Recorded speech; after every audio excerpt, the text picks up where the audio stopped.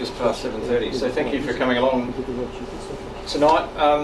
This is a bit of a, although it's set up a bit of as a presentation, it is actually a forum, so we'll open it up.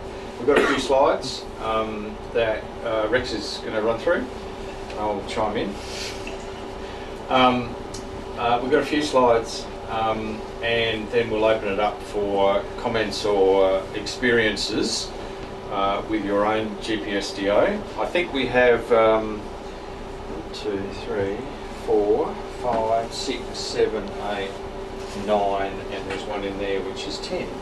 No, there isn't. No, there isn't? No, you got to plug it in. Oh, you got to plug it in. So there's we've got 9 examples of 9 here, and I think one of the key messages that I got out of working on this with Rex is they're not the same. And I hope we'll see. Some are more equal than others. But some are more equal than others. Some are better than others. Some are not quite so good for a particular application or whatever. So Rex has got some great slides in here around with some tables in them, which show you what the optimum arrangements are for particular modes. Okay. Yeah, well, those of us who got into ham radio in the 50s and 60s relied on crystals. Actually, some of us relied on liquor lines, didn't we, to measure frequency? On what? On liquor lines. Oh. Yeah, but crystals vary a lot in terms of quality, but roughly 10 megs you can expect to have an accuracy of about 10 hertz, mainly because crystals drift over time, they age, and they vary with temperature. Short-term stability you can expect within about 1 hertz at HF, 10 gigs. By the time you get to 10 gigs, short-term stability is about 1 kilohertz, which is starting to get horrendous. And your accuracy, you're lucky to do much better than about 10 kilohertz. And some of the guys who did the first 10 gig stuff across the Australian Bight were just using crystals, and that meant they were searching plus or minus 20 kilohertz or more to find each other. If you go to GPS DOs, you pick up stability by about 1,000. So in terms of 1 hertz short-term stability, 0.01 hertz now. Nobody really needs that at HF, but by the time you get to 10 gigs, if you're using a digital mode with a tone spacing of just a couple of hertz, then you need short-term stability of the order of 1 hertz. Now, you notice I didn't worry about putting an accuracy column for GPS because its accuracy is always being updated by the GPS. And the US Navy and Air Force together established the accuracy of the frequency. And other than the short-term stability, the frequency is accurate to the primary standard, which is actually produced by about 20, the average of about 20 standards all around the world. But for our purposes, we can say the National Institute of Standards in the USA is the primary standard, and we don't lose much in using a GPS DO in terms of accuracy. We have stability around that, but the average is exactly what the US Navy produced for us. Okay. Where are they useful? For digital modes from about 144 and above, they give you an improvement in performance.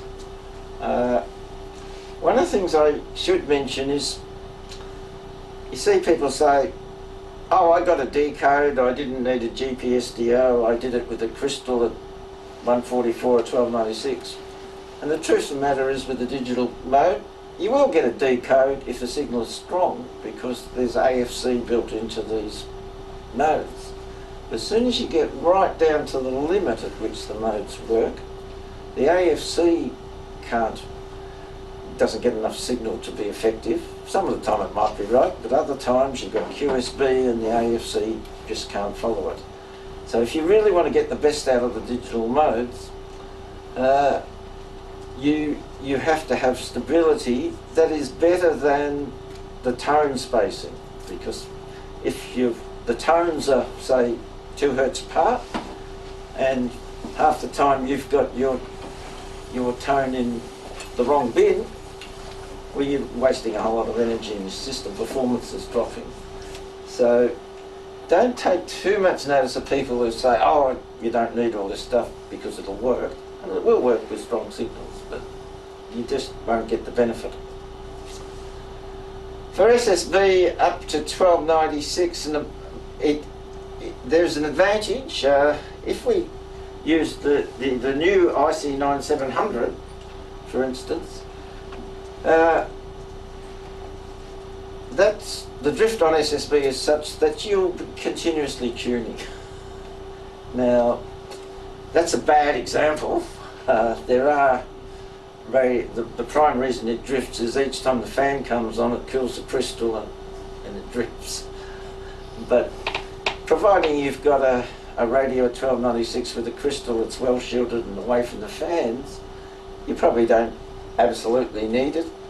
But certainly if you've got a 9700 you do for SSB. And for any mode at 10 gigs, if you want to find a signal, you need GPS DO locking. They're not necessary in HF unless you're doing sort of clever experiments like looking at the Doppler change as the ionosphere lifts up and down, or playing around. But for normal ham radio, they're not necessary for HF. How do they work? Each GPS satellite has either a rubidium or cesium oscillator in it. They're gradually all being replaced with cesium oscillators. And they're all monitored, and if there was any drift on them, they are able to correct them. And this is all corrected back to the US Navy or the NIST standards back in the States. What the satellites do is they transmit a long binary phase shift code, and your GPS receiver, and we've got a whole lot of them here, has to match that code to what's being received. And effectively, because it's a long code, it can match it quite accurately. But there's not all that much signal coming down from the satellites, and so there's some noise, and that introduces jitter into it. Now, the first thing is all the satellites are in different places around the world, and where you are, the timing will be different. In fact, that's exactly what the positioning system is designed to sort out. And so in order to get frequency accurate, it first of all has got to know what your position is, what all the other satellites, where all the satellites are. And so it's getting pulses once a second from all of these satellites, which are coming at slightly different times depending on how far they are away from you. And it's got to correct for all that, which it can do once it's found your position. And it actually produces then 1 second pulses in what's called GPS time. Now, GPS time is different to our time. And that's because GPS time is an exact amount of cycles of the cesium atom, whereas our time is related to the Earth spinning. And Earth's not a very good timekeeper. And it turns out that about every 18 months they have to add another second to GPS time to turn it into UTC time. We can show you a video of that later. At the moment they add the second. But it doesn't. It's sort of random when they do it.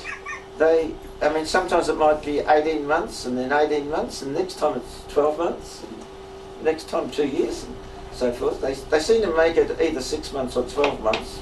There's obviously a committee decides when they're going to. And there's a debate as to whether they're going to add them anymore as well going on. Right? Is there?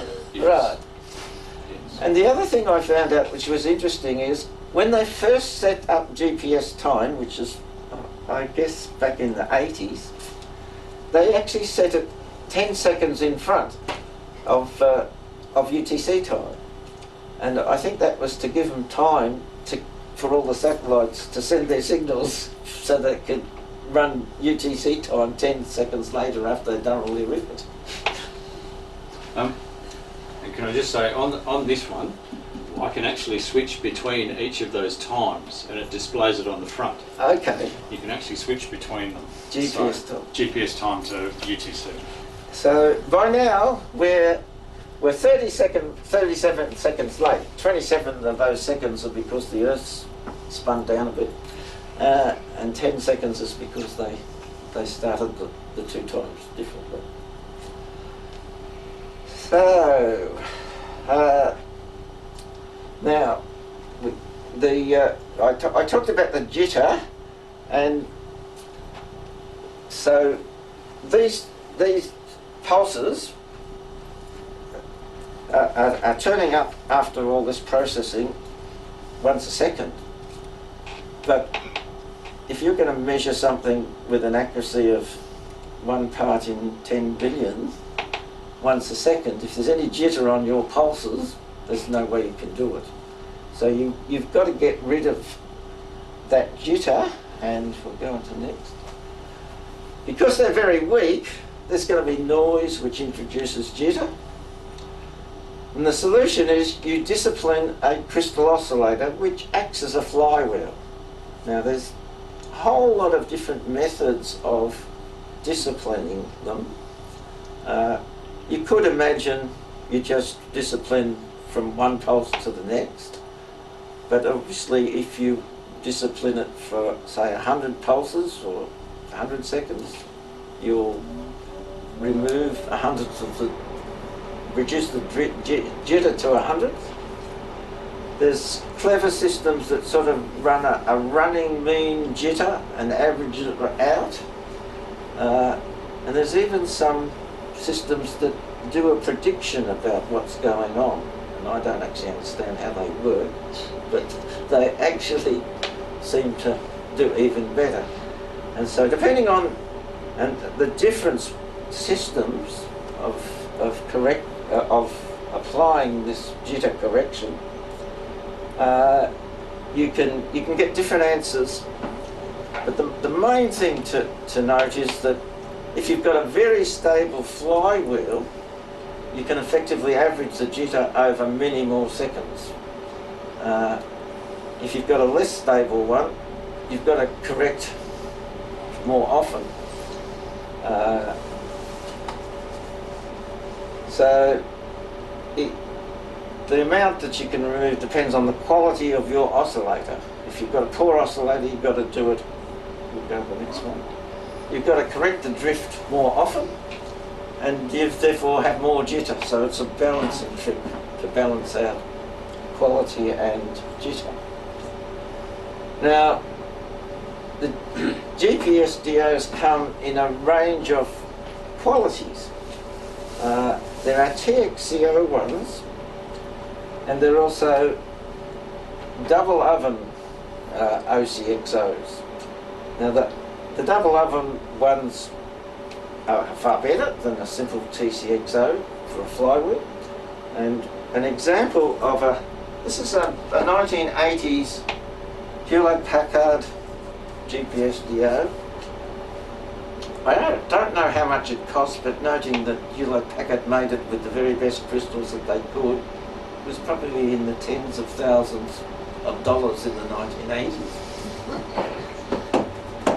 And today you can produce all of that in what we call a postage stamp GPS DO. Only a TCXO on that. It's only about 10 times worse than that thing. It only costs $150 US and only uses 160 milliwatts against this 25 watts. I will pass that around. It's actually smaller than the postage stamp. And the problem is you've got to get an antenna connected to it. So there is a lead. Even to get it to an SMA connector, you have this tiny little lead and a. Now Murray told me what that connector was called. It's a UFL connector. A UFL connector, Which you need a pair of magnifiers to see. put on.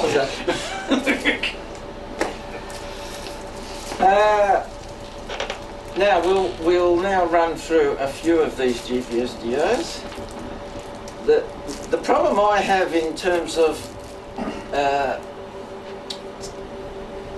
displaying the accuracy of GPS DOs is I don't have a perfect one that I can reference. So in terms of stability, what I've done is pick the best two I have, and that's this 1980s one, and a rather modern one called a Firefly, which is in this one. And when I compare the two, you will see that at 10 gigs, the scale there, the numbers are 1 hertz. So this peak to peak is about 1 hertz variation at 10 gigahertz. Yeah. Is that using the same GPS signal? Or the same, or is it? At the not the same. No, they're using two antennas. two separate antennas. Yeah. Probably the same PPS signal from the satellite, but at the same time. But yes. So what I decided, and I don't know which one's best. The two of them together are causing a variation of 1 hertz. It could be that one is perfect and the other is causing all of that. But all I can say is one of them, these are the best ones I have, and I happen to choose my Firefly, which is a nice small one, which I use portable, as my reference, on the basis that it's probably no worse than 1 hertz. Probably better.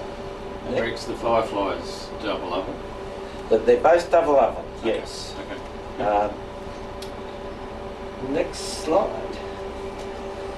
Now this is the next best, which was Justin's Chinese little unit, and So you can see what's inside. yeah.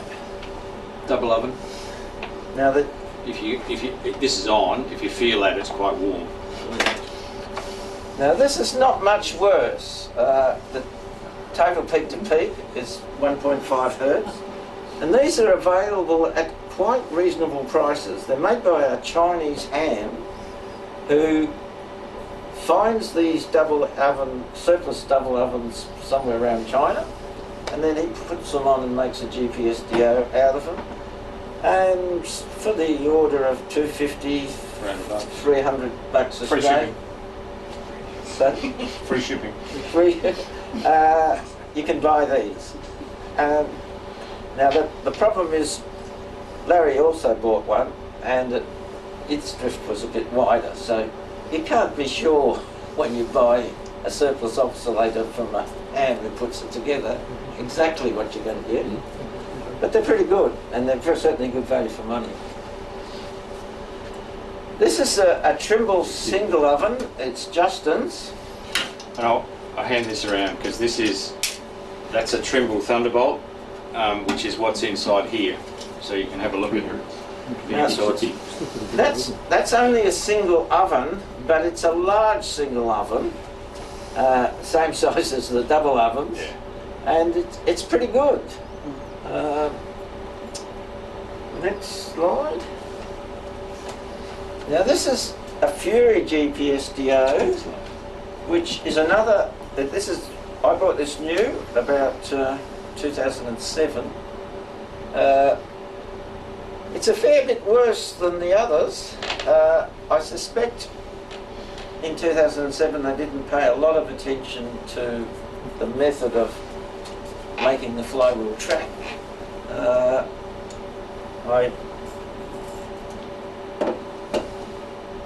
Next slide. Now this is Larry's. Essentially it's the same item if you buy it off the web, but and that's 3 hertz. Now, and it's also the short-term stuff's more jagged. Now, what the difference is, I am not sure. So, a little bit of pop luck if you buy Chinese hams. What are the horizontal lines in terms of time? 5 minutes. 5. Yeah. And it's still 1 hertz. It's still scale, The scale is still the same. Now this is the little TCXO, and you can see it's drifting a lot more. Peak to peak about 10 hertz, a lot more variability. But this is 10 hertz at 10 gigahertz. Now, one of the applications we've been using the little postage stamp is for the beacon down at Snug Tiers. Yep. And that beacon only works to 432 at the moment. Yeah. I think there are plans for 1296. Eventually. But even at 1296, that's only going to be about 1 hertz variation. So the little postage stamp one is fine, particularly for a beacon. It only uses 160 milliwatts, and you know, quite often you're paying somebody else for power at a beacon site. So Is that a thermal mass issue? not really, because what I have done to get that is I've put it in a die-cast box. This is my die-cast box, but that's got the postage stamp in it. Yeah, so I So don't it's think something. you can do Gets quite warm. that much better by increasing the thermal mass. Just Where's the heat coming from to make that box warm? From the little postage stamp? No. Not from the postage stamp, but there's a distribution board. There's a distribution board in there as well, which has got a regulator on it. Right.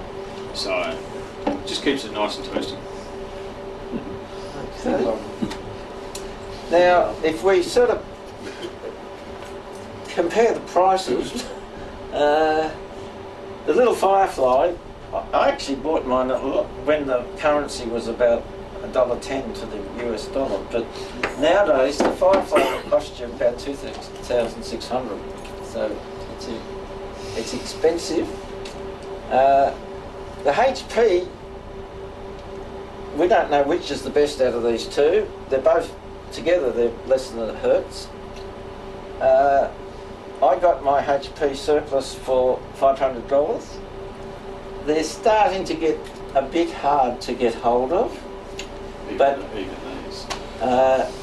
the next version of the HP designed this one and has got the really high quality crystal.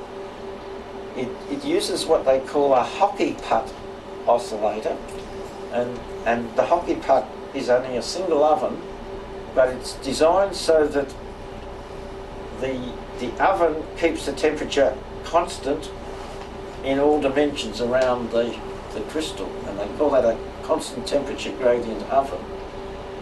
I haven't tested that one, but I can't imagine Hewlett-Packard made a new version that was any worse than this one. Yeah. So they've obviously got a technique of doing a single oven that's nearly as good as a double oven.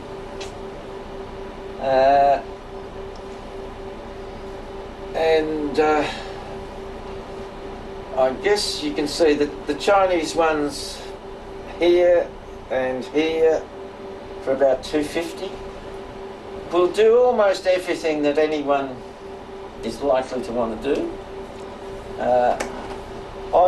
I went for the Firefly, particularly up at 24 gigs, where I just didn't want any doubts about whether things were working or not. But that's probably over the top. And that's today's price for the Trimble Thunderbolts. Yeah. When I bought mine, it was sub $100. But these days, they're getting actually pretty hard to find. They were being pulled out of test equipment. So a lot of test equipment you'll find has a GPS DO built into it, or it at least has a 10 meg input that you can put a stabilised signal into, and they were pulling them out of test equipment, and that's where I got mine, and that was probably 10 years ago. Most of these HP and this one have come out of CDMA telephone systems where they provided the accurate timing. We were very lucky to get, I think we got about 5 of them, about 5 or 6 years ago, for $150 each, as a sort of a club buy that I organised at the time. 2008, January 2008. Is when we bought it. Yeah. But it was older than that. Oh yeah, no, that's when we bought it. Yeah. The one I kept for myself is I had to donate to the Don Head beacon, which is up there now. After the one that Joe got and put in up there failed. And the interesting thing about these, the mounting of these in the CDMA base station, if you read up on them, they don't, you can't put forced cooling into them. Because of this hockey puck oscillator, it's got to be convection cooling. So when you come across, have a feeling at how much heat's coming out of the top of here. It runs on 24 volts. When it starts up, it's 2 amps at 24 volts, and then it drops back to about an amp to 1.2 amps running current. So it's pretty hefty on the juice, and it heats my shack. It just keeps the shack, just takes the chill off the shack. So, and I've put the 10 meg distribution board on here. It doesn't come with that. So. Right, next slide. Oh, have you tried like comparing the best two against the third one? Well, I tried. Close enough to I try picked to one of the best ones and compared it against all the others. Yeah, okay. and that's what those results were. Yep. Yeah. Okay. Now, there's little difference between a single oven and double oven in terms of their stability if you've got a fairly stable temperature environment. So if you're in an air-conditioned house, there's probably not a lot of reason to go between single and double. But if you're going portable and you've got big changes of temperature when you open the car or the sun shines on things, then it's worth going to double oven. So any situation with wide temperature variations, double oven's worth having. They're claimed to stabilise more quickly with the two ovens working together. And the double oven units often come with better quality crystals because you're spending more money for the whole thing. Warm-up time, double oven will get you within 5 hertz at 10 gigahertz in about 15 minutes, but you need about 3 hours to get it down to the sort of 1 hertz level. And this is a lot to do with how long you've left it off. The crystals need to, the crystal lattice needs to stabilise. If you've left it off for several months, there's gassing gets into the crystal lattice, and it all needs to be baked off. If you haven't left it off for too long, you probably can come back in less time. The TCXO I've put in a die cast box, and it gets to its 10 hertz within about 10 minutes, but it doesn't get any better after that. And they can not. I really only ran into this problem when Justin brought his along on Sunday morning to test. We were getting jumps of about 30 hertz when we first turned both of Justin's on, and it seems to be related to the change of location. That it takes a while before it Realises it's looking at a whole lot of different satellites or in different and positions. sorts them out. So Rex, what do you do when you're operating portable then? Do you have any of these problems, or do you leave your oven on the whole time? I generally two situations. One is I've got a battery which I'll just run charging, and there is a mobile mode that you can put these GPSs into, so that basically I can have the thing running continuously. But in practice, by the time I set everything else up portable, it's at least an hour before I'm ready to go, and it's within a couple of hertz at 10 gigahertz after an hour anyway, so it's not that painful. You use some weak signal sources to Yes. set things up and make sure everything's working and all that? Yeah. They've got GPS in them? That's right. This is an example of a weak signal source, but all I've done is with this is I've put a postage stamp one in it. So this is not highly accurate, but at least it tells me if anything fundamentally has gone wrong with my system.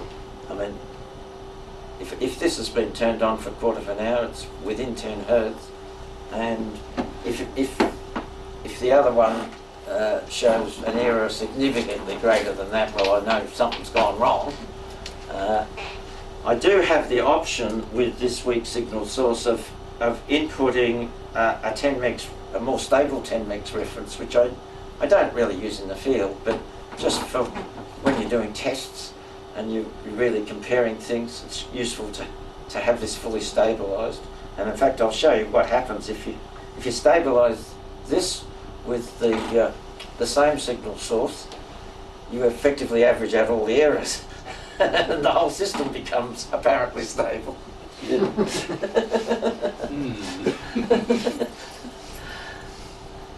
Now, some of you will have heard about the 9700, which I've been playing around with now for 2 or 3 months. And on the back of the 9700 it says 10 megs reference signal input. And there's a little SMA socket. This is a 9700, the new ICOM VHF UHF 12 gig radio. And we all thought there's a little SMA socket, meant that it was GPS lockable. I actually was even more convinced because about nearly 3 years ago they put a prototype out at the Japan Amateur Radio Fair, which is a big exercise in Japan every year.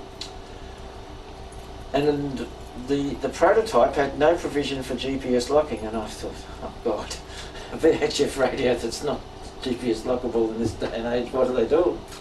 I got on to ICOM Australia and explained, and they said, oh look, thanks for letting us know, we will pass it on, it's still in the design stage, there's no problem, we can add that.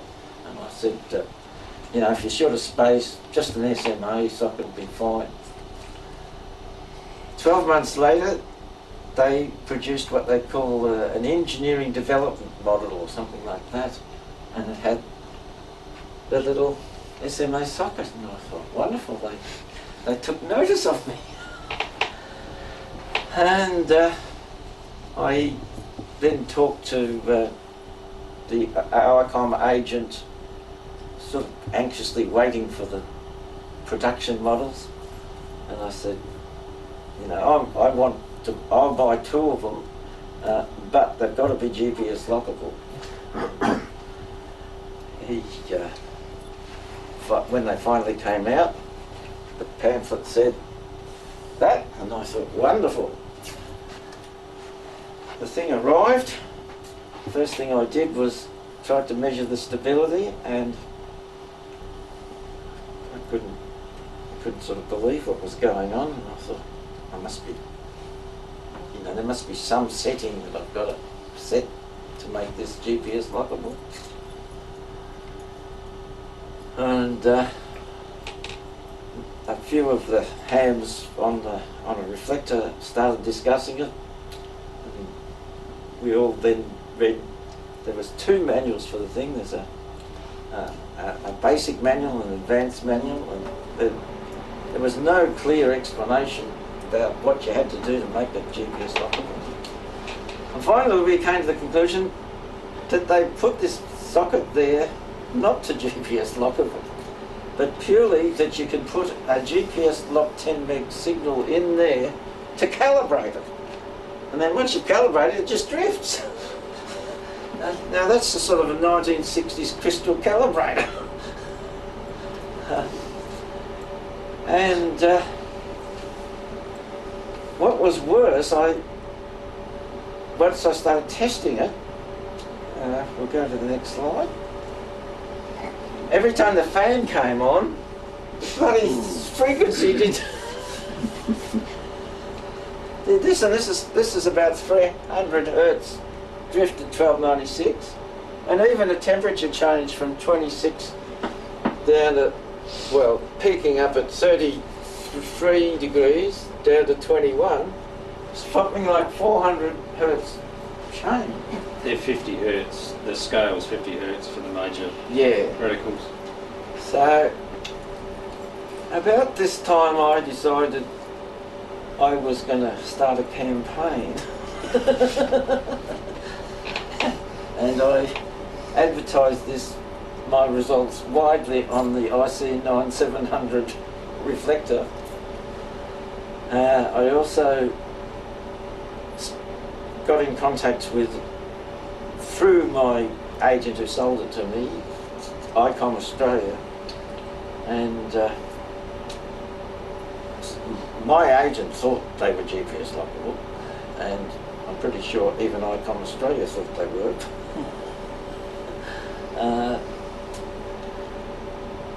They said, oh, well, look, sorry, must be something wrong with your radio. We'll replace it. They replaced it, was no better. And they sent the original one back to Japan to sort it out. And Japan came up with what I'd call a fudge solution.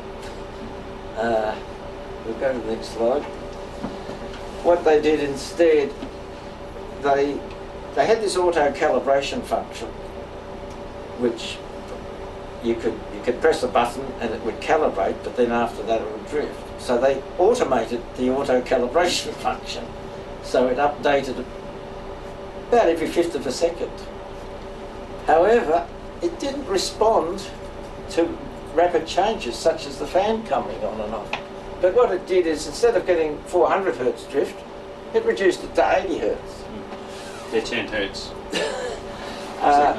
Now, it's not quite that bad in as much as these are 1 minute periods. So in a normal digital mode that runs for 1 minute, the drift is, only about 10 or 15 hertz. But it's really, when you could have spent no more than $10 or $20 to properly GPS DO lock it in the first place, it's very disappointing. So I was talking to Glenn, VK1XX, and he said, how can I help? And I knew what he meant, but anyway, I set my radio up to him, and he built up a way of GPS DO locking it. He built up a prototype within about 3 days, and he had the thing properly GPS geo-locked. Now, admittedly, it's a messy prototype. The board sitting here, and it's sort of just stuck down with capped-on tape. But it works extremely well. Then he designed a proper board which he had made in China, and this is the board unpopulated. It's got 162 parts. He's gone overboard to do everything so that there's no question about a problem. He's used, I didn't realise, but you can buy SMD capacitors, say for 1 cent each, that'll do a job. But if you want to get capacitors that don't have any microphonics, you might have to spend 50 cents on them.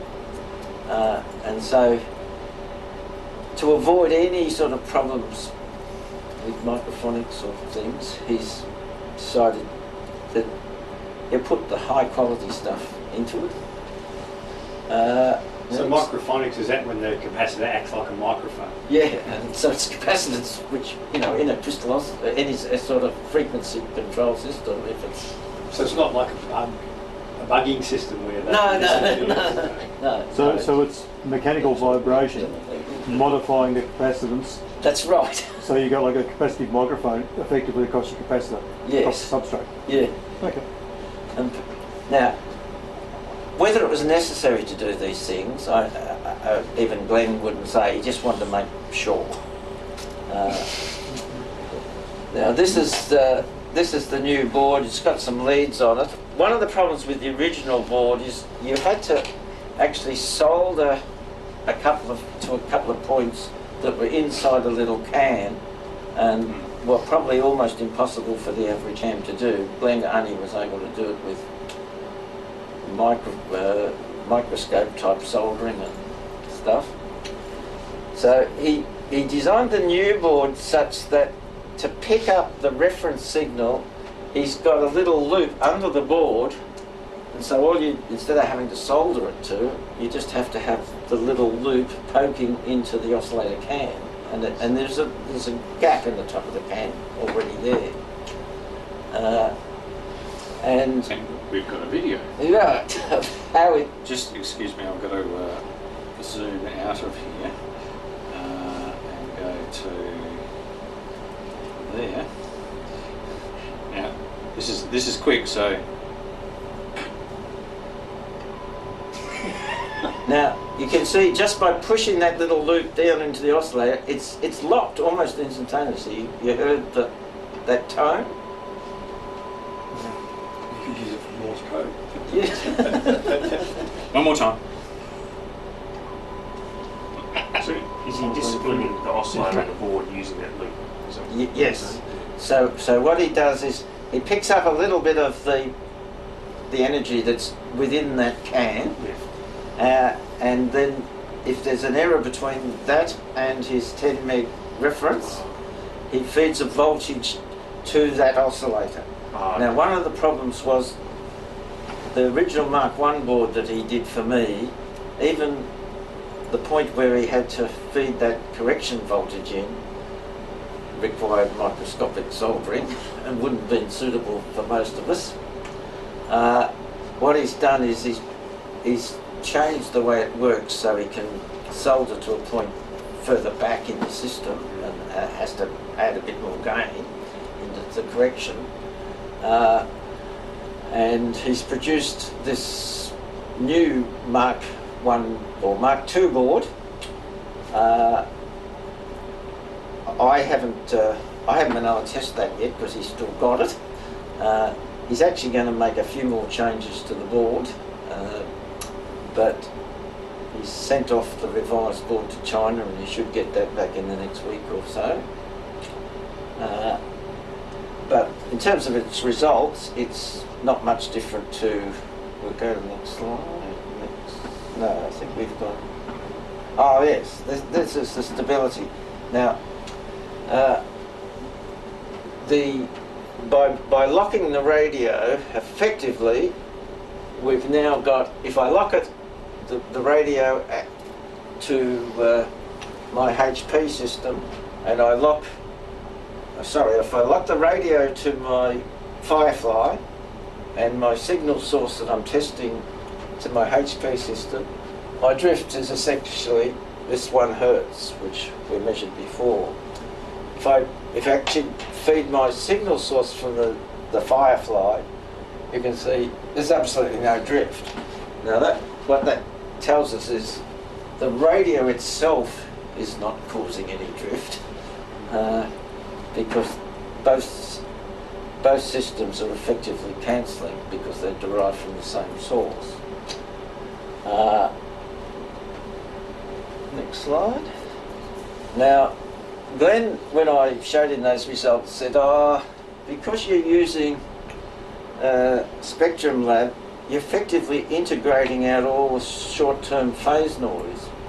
So he wrote a program so he could change a wave file into to track phase changes, and I just sent him a wave file of the drift and he said, here's the frequency variations. This is at 10 gigs. It's all over the place, but this is only 0.02 of a hertz. So we're not talking very much. No. So sorry, that's a 1296, but yeah. Which still be 0.2 of a hertz at 1296 doing this. At 10 gigs. Yeah. That's close enough, yeah. Yeah. Okay, next slide. Well, the question is, what stability do you need for digital modes? Now, I touched on this earlier. Essentially, it depends on a number of things. But if you want to make sure that you're getting the full benefit, you have to make sure that the drift doesn't exceed the tone spacing. And typically, if you have a mode that gets down to sort of minus 30 dB, if it's drifting, even the sync information from which the signal strength is derived will be in the wrong bins, and so it won't actually give you the correct signal strength. And so people say, oh, mine decoded at minus 30 dB. What it really did is it decoded at an indicated minus 30 dB, but it was really only minus 27, perhaps, that sort of thing. Now, Whisper actually reports the drift, those of you who've used Whisper. And people say, oh, I never saw more than 4 Hertz drift. The fact is, Whisper never reports more than 4 Hertz drift. That's the way it's designed. And it will decode even with, say, 20 Hertz drift, because what happens is some of that period might be only have 4 Hertz drift, and because there's so much FFC in the Whisper signal, you'll get a decode. But in fact, if you're only using, say, a third of the signal to decode, well, let's say half of the signal to decode, you're losing 3 dB. So just because it reports 4 Hertz doesn't mean you're getting the thing to work to its best. If we look at the various modes, this is the tone spacing. The one which is most critical is Whisper. It only has 1.4 Hertz of tone spacing, which effectively means that you want to be down drift of less than about half a Hertz. If you're going to use some of the wider modes like JD65C, you can get away with 5 Hertz drift. We go to the next slide. What I've done here is made sort of a rough guess at what sort of system you would want to use for the various modes. Now, the green highlighting is what is the mode or sub-mode that is normally used at that frequency. And for instance, say at 10 gigs, people normally use QRA-D submode, which has got 13 Hz tone spacing. So any GPS DO that's only got a drift of 3 Hz like Larry's is still well within the sort of 6 Hz half tone spacing and is fine. There's probably no GPS DO that's good enough on this bench for whisper at 10 gigs. The O means it's an oven one, and T means it's a TCXO, like the little postage stamp. What we're saying is you can get away on these frequencies with the T's most of the time. You need the O's once you get up to 10 gigs. The 1.1 is ICOM's attempt at improving their stability with this firmware update, and it was firmware update 1.11. And for the modes that are normally used at 2 meters, it's good enough, or it's fine. At HF, crystals are good enough for all modes.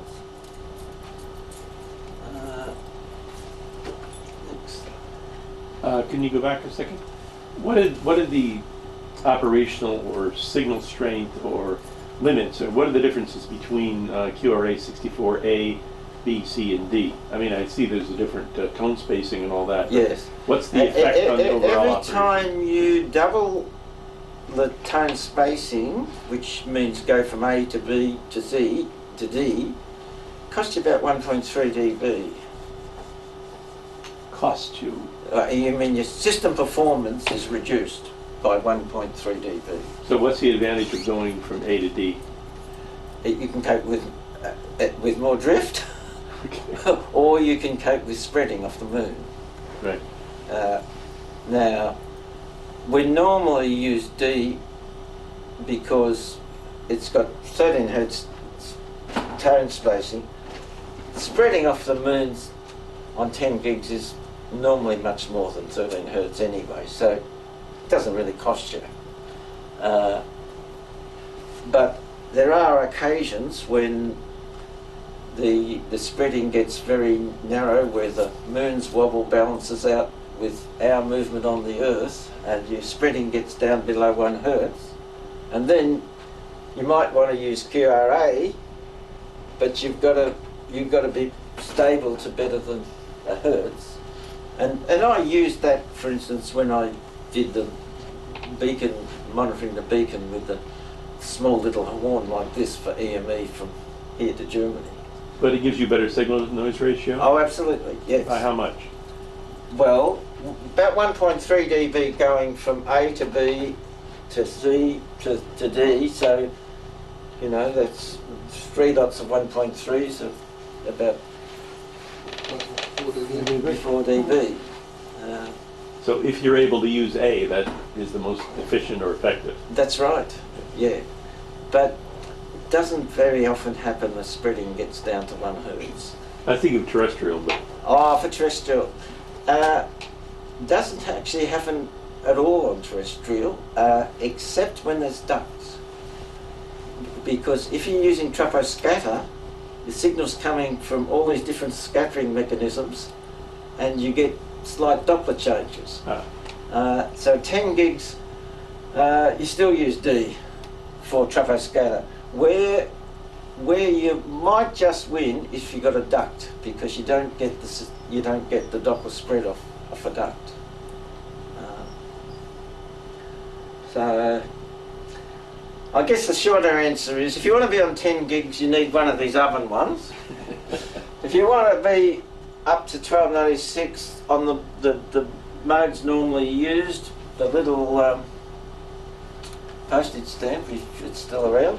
No, well, there's one floating around, yes. The little postage stamp's good enough. If you want to be on HF, don't worry. Now, a few other people sent me examples of their GPS DO. Now this is Ken, KRJ, who he sent me a number of slides, but I've just picked out two. Essentially what he's done, he's got a single oven Trimble, the same as, Thunderbolt. Yep. as Justin, but he's put a fan on it with a controller so that he keeps this die-cast box, according to his advice, within milli-degrees. And I guess if anyone wants more information on that, they ought to talk to Ken. Next slide is, now go back to that slide. He's got this on a great big 17-inch LCD or something, and he's, on the next slide, he's monitoring all of this data.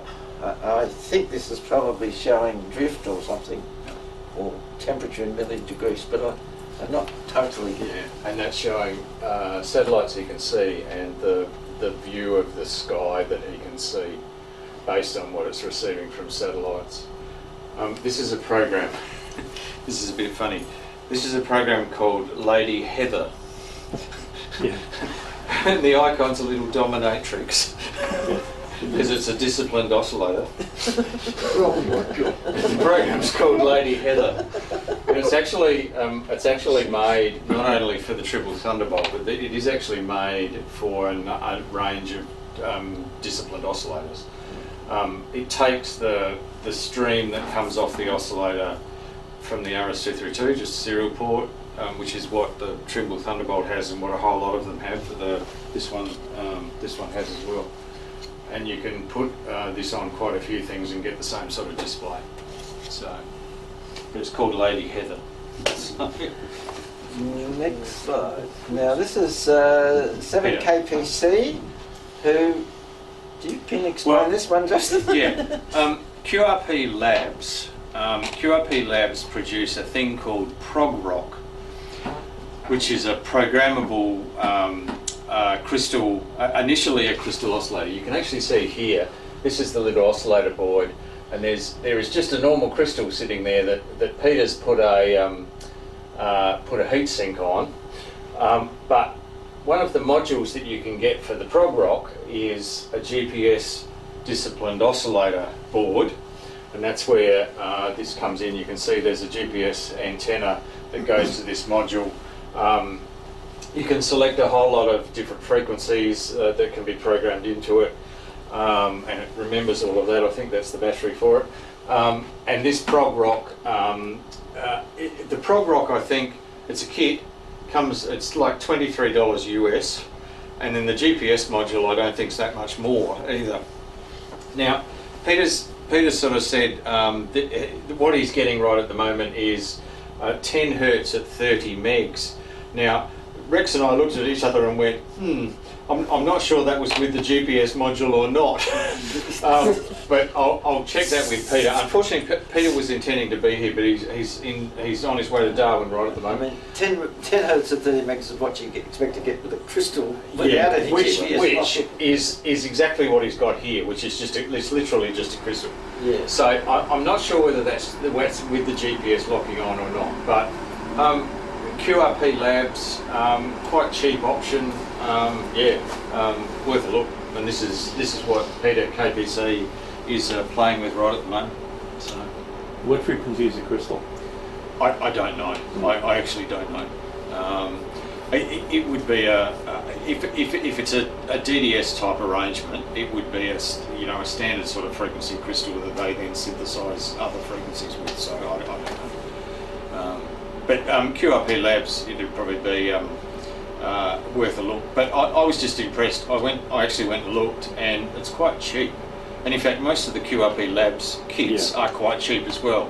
So anyway, that's what Peter's playing with right at the moment. So.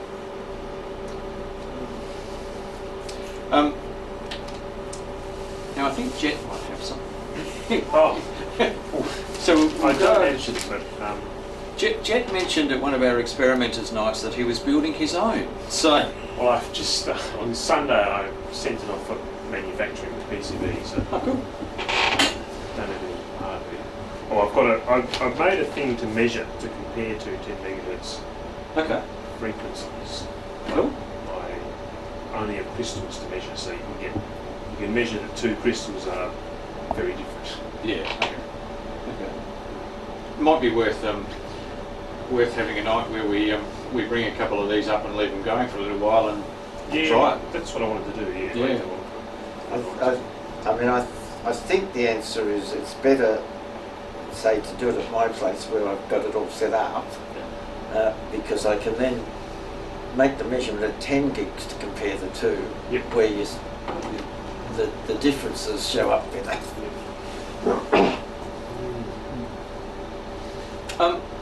Questions or your experiences with GPS DOs? Because this is certainly a forum that we want people to bring their questions along, bring their experiences with GPS DOs. Yeah. Richard. I have one of the Chinese ones, and it performs very well against the other ones that I have. None. This is the 2-watch issue.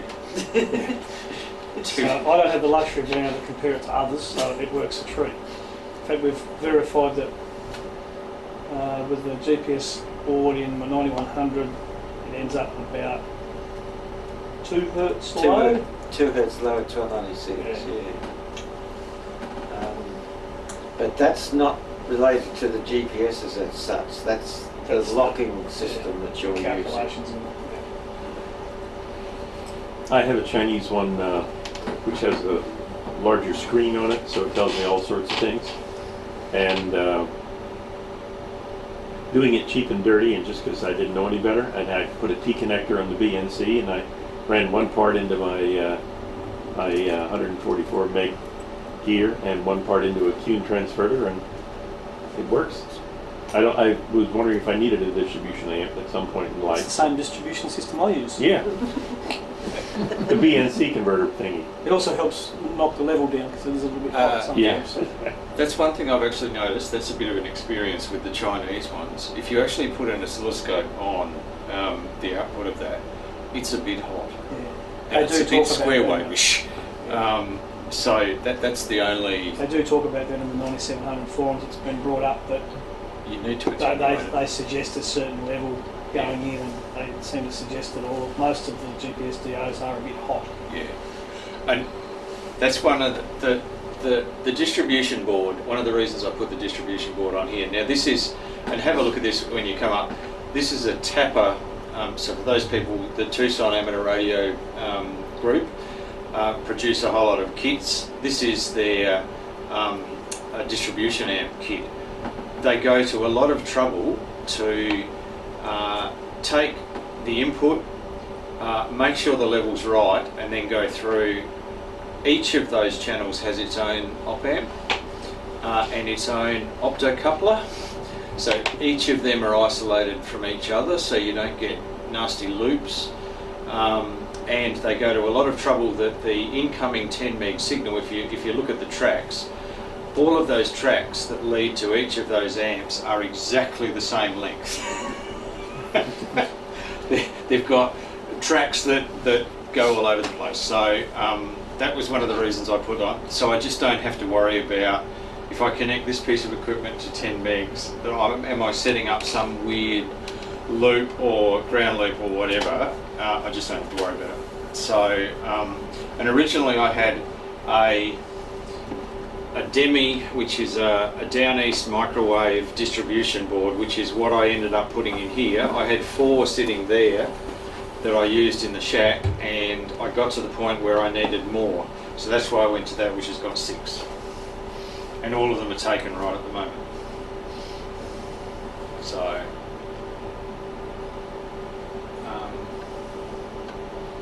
the Trimble Thunderbolt, unfortunately they're not produced anymore, but VK4GHZ, Adam, produced a little PIC display module for them that takes the RS232 output from the It's actually an output and an input on the Trimble Thunderbolt, and it gives you the ability to, if you play with this, it gives you a whole lot of different views of different aspects of the of what's going on within the Trimble Thunderbolt, including this numbering up all of the satellites you can see. That's actually an additional screen that he's only just put in there. Whether there's alarms, whether there's all sorts of stuff. Now, we're nowhere near a window, so it's not seeing any satellites right at the moment. What I've also done with this is put one of those down east microwave distribution boards in the box, so that I've got 4 outputs, which is very handy because I can put it on the transverter, I can put it on the 817, and then I've got some others that if I need it, and there's also 1 pulse per second that you can get out of here.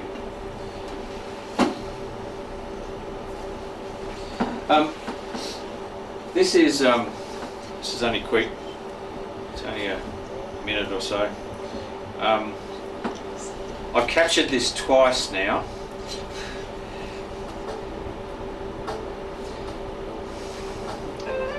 This is back on the 30th of June 2015 when they added a second. Now, what's wrong with that picture? 60.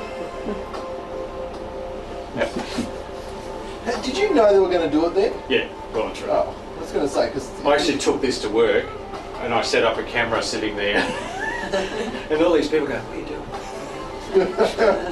doing? Wait to see right there. There it goes. He's capturing a leap second. I'm capturing a leap second and it goes, it literally goes 23:59, 60. And one of the advantages with that display is it actually shows that. A lot of displays will just ignore it and go, no, this can't happen. So that's UTC. That's UTC, well and true. GPS time doesn't do that. Correct. So you actually need to be able to, and that's one of the big things with, here, because you can actually toggle the time between GPS time and UTC time. Now the problem is I don't have lock, so it's actually not going to do it. But it's about 11 seconds. It's about 10 or 11 seconds. 37? 37. No, 37. So it changes by that much. Listen. Sorry. Full marks. Anyway. Any other questions?